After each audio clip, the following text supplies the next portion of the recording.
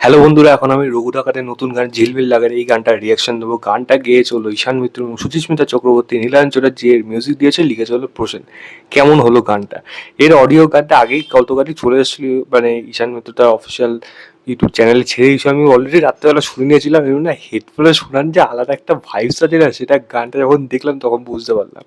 তো কেমন হলো গান? এক কথায় বলতে গেলে এটা বাংলার প্রিমিয়াম কোয়ালিটির গান এবং সুন্দর গান কিরকম হতে পারে সেটা কিন্তু প্যান ইন্ডিয়া লেভেলে যেরকমভাবে শ্যুট করা হয় সেইভাবে কিন্তু পরিষ্কার বোঝা যাচ্ছে। এবং একটা জিনিস ঠিক, এই যে দেব এন্টারটেইনমেন্ট ভেঞ্চার সঙ্গে এখানে যখন এসবিএফ একসাথে আসছে, তখনই কিন্তু জিনিসটার মধ্যে একটা আলাদা একটা কোয়ালিটি লেভেল বরাবর কিন্তু উঠে যাচ্ছে এবং সেটা কিন্তু মেনটেন রাখছে পুরো থ্রু গানে এবং তার ভিজুয়ালসের মধ্যে। এবং ভিজুয়ালস যেহেতু এই গানটা প্রচণ্ড ভালো এবং প্রচণ্ড অ্যাপিলিং, সেটার জন্য কিন্তু গানটা একটা আলাদা মাত্রা পেয়ে যাবে। আমি বিশ্বাস করি এই গানটা কিন্তু একটা ভালো রকম, মানে ইউটিউবে একটা রেকর্ড ভিউজ কিন্তু পেতে চলেছে। গানটা হয়েছেও সুন্দর এবং কিছু কিছু পার্টিকুলার পোর্শন আছে, তুমি কাছে এলে যখন থেকে যে বারবার দুই জায়গাটা আসছে না, মানে একটা আলাদা একটা সুরের জগতে যেন চলে যাচ্ছে। আমি কেন ওটা গানে ওখানে মন জুড়িয়ে যাচ্ছে, আমি এটা কেন বারবার বলছি, মানে থাম্বনেলের দিকে কেন রাখলাম, আপনি শুনলে বুঝতে পারবেন। গানটা ফিল করতে হবে, মানে এটা না কাইন্ড অফ একটা মানে কোথাও এমন মোমেন্ট রয়েছে, একটা নিস্তব্ধ জায়গা, নিরিবিলি জায়গা বা একটা সুন্দর পরিবেশে রয়েছেন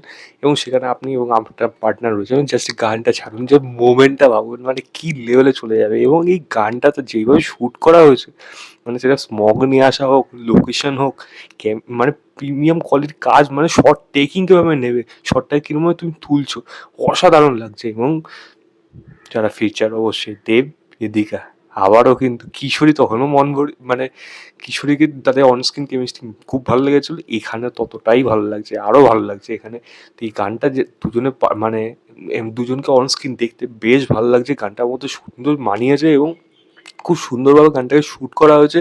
দেখতে ভালো লাগছে, শুনতে ভালো লাগছে। তো আমার তো মনে হয় এই গানটা ভাই পুরোপুরি একটা কাইন্ড অফ একটা ওই মানিরত্নম যুগের বোধহয় গানের জগতে ফিরে গেছি, যেখানে গান মনের মতো গান হয়েছে এবং সেই লেভেলে কিন্তু যেতে পেরেছে ঈশান মিত্র এবং সুচিস্মিতা। তারা বেশ ভালোভাবে গানটা গেয়েছে, এটাও কিন্তু অবশ্যই প্রশংসা করা উচিত। এবং নীলাঞ্জনের যে মিউজিক আবারও কিন্তু মনে জয় করতে চলে এসেছে। প্রসেনের লেখা অবশ্যই প্রশংসা করবো, বাকি পুরো টিমকে, রঘু ডাকার টিমকে।